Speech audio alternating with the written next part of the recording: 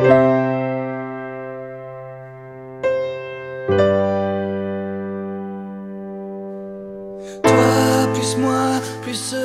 participé à la campagne municipale en 1995.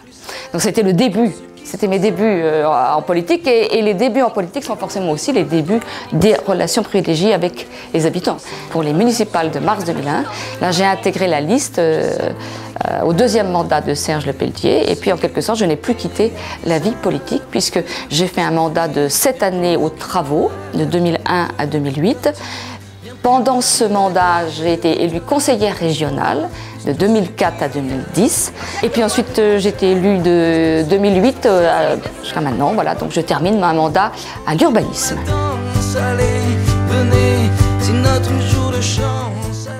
Soutenir l'emploi déjà, soutenir l'emploi, faire venir encore des étudiants. Vous savez que l'ENSI de Bourges va devenir un INSA. C'est un bel exemple de montée en puissance de la vie universitaire à Bourges. Et on compte bien continuer à développer l'université, pérenniser les emplois, faire venir d'autres emplois, puisqu'il y a des zones d'activité économique qui se créent, qui s'agrandissent. Donc on est prêt à accueillir des nouvelles entreprises. Bourges Plus s'est beaucoup investi pour faire venir Recticel, qui avait un domaine d'emploi, en tout cas, qui correspondait à notre secteur d'activité. Donc le bâtiment, l'éco-construction. Donc c'est important pour nous de faire venir Recticel, qui est un leader, vous savez, dans les panneaux d'isolation. Et ce qu'il faut dire aussi, on sera prêt, c'est là qui est important, à accueillir les familles qui viendront, les cadres, les employés, les ouvriers qui viendront travailler à Bourges. Et nous travaillerons surtout aussi beaucoup sur le TGV. Le TGV est indispensable pour la région centre, il est indispensable pour le Berry.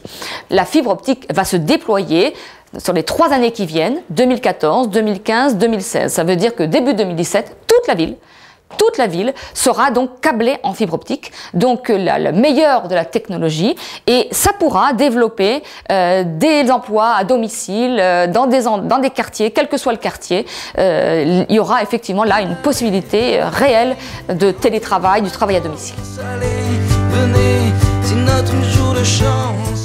Je crois que pour le centre-ville, nous sommes à la croisée des chemins. Il faudra vraiment pérenniser les commerces actuels, s'occuper des résidents, les garder, pouvoir faire en sorte qu'ils se garent, que le stationnement soit plus facile pour eux.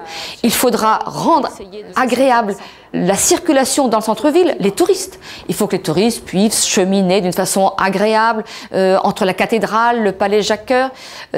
Enfin bref, le centre-ville sera sûrement le sujet majeur du début de mandat. Il faut reconstruire la maison de la culture sur le site de Sérocourt qui a été donc prévu, mais il faut le faire avec toutes les cartes en main et nous attendons avec impatience le rapport du préfet de région qui va nous donner à la mi-février ce rapport du diagnostic et nous comptons bien effectivement qu'il y a un vrai projet de la maison de la culture, le spectacle vivant en priorité, c'est très important pour la ville. Une partie du bâtiment sera enterrée, ce qui fait que ça évitera de monter très haut le bâtiment. Le plan d'eau et ce quartier-là s'inscrit toujours dans la continuité, dans le développement, puisque à côté dans ce quartier-là, vous avez un quartier de plus de 30 hectares qui vient d'être bâti, c'est les jardins du Val d'Oron, juste à l'aplomb du lac. Donc ça montre que ce quartier-là est un quartier jeune. C'est un quartier qui a toujours accompagné l'évolution de la ville. Il y a beaucoup d'activités, vraiment, il y a beaucoup d'activités sur ce plan d'eau, que ce soit l'aviron, que ce soit la voile, que ce soit le modélisme, que ce soit la pêche.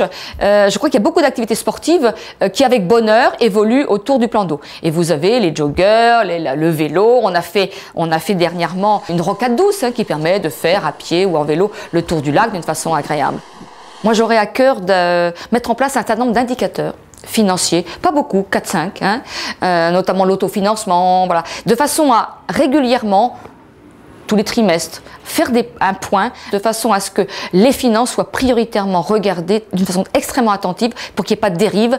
Je crois que c'est dans l'intérêt de tous, d'abord du maire et des berruyers, d'avoir des finances extrêmement bien tenues.